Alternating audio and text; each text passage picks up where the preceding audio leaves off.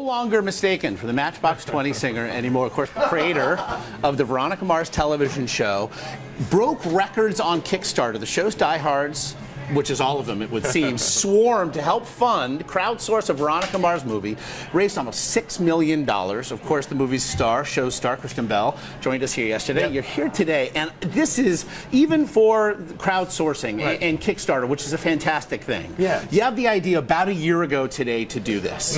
In the first few hours, it's like watching a ticker. What was that like? It blew my mind. We were hopeful. I had been sort of the Pied Piper trying to convince Warner Brothers for a year that we would take off and that we'd do all right.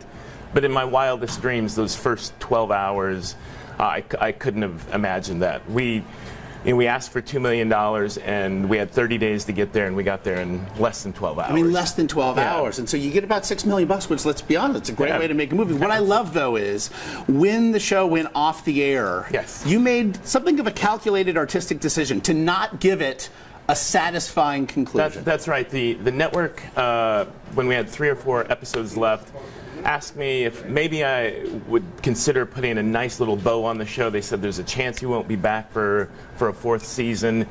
And I didn't want to go down easy. I wanted to go down swinging. So I wrote an ending that left no one satisfied, that left Veronica in a very precarious position. And I think that if I had given the nice bow on the ending of the show, we wouldn't be doing this now. Right. I think fans would have been sad to see us go, but they wouldn't have had to see the conclusion of Veronica Mars. Speaking of fans, I want to get to our Instagram chat board, and I want to have one fan, in fact, ask you their question. I'm Neuron, and I want to know how it feels to have the movie funded by the fans.